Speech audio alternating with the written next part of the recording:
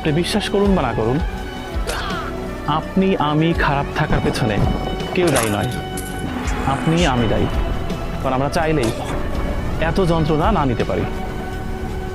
সমস্ত আকাশটা আপনার মাথার উপর না, আপনি শুধুমাত্র আপনার নিজের আত্মার কাছে কান পাতুন। আত্মাটা কি বলে? সে যদি প্রশান্তি চায়, আপনি প্রশান্তি খুঁজুন। আপনি কখনোই আপনার ফ্যামিলি মেম্বার, আপনার আত্মীয় স্বজন এবং মানুষ কি বলল, মানুষ কি ভাবছে, সোসাইটিতে আমার অবস্থান কত উঁচুতে নেওয়া যায়, এই যে ভয়াবহ দানবীয় ইচ্ছাশক্তির পেছনে আপনি ছুটবেন না। আপনি শুধুমাত্র আপনার হৃদয়টাকে সুস্থ রাখুন। আপনি চিন্তা করেন সবাই আমাকে ছেড়ে যাক, প্রকৃতি আছে, কিন্তু প্রকৃতির এই লক্ষ কোটি সন্তান সবাই আপনার আপনজন। আপনি তাদের মতো বাঁচতে পারবেন।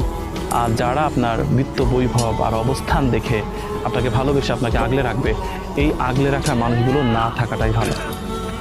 তাই প্রকৃতিকে ভালোবাসুন। প্রকৃতিকে ভালোবাসতে গিয়ে যদি মনে হয় আপনার কোথাও অভাব, সংকট, সংকীর্ণতা রয়েছে, তবে সেটুকুই আপনার জীবনের সম্পদ।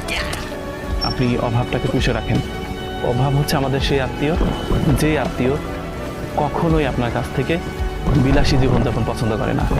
সেই আত্মীয়, যে আত্মীয় কখনোই দামি খাবার, দামি গাড়ি, বাড়ি কিংবা আপনাকে এক ভয়াবহ ইচ্ছাশক্তির পিছনে লেলিয়ে দেবে না।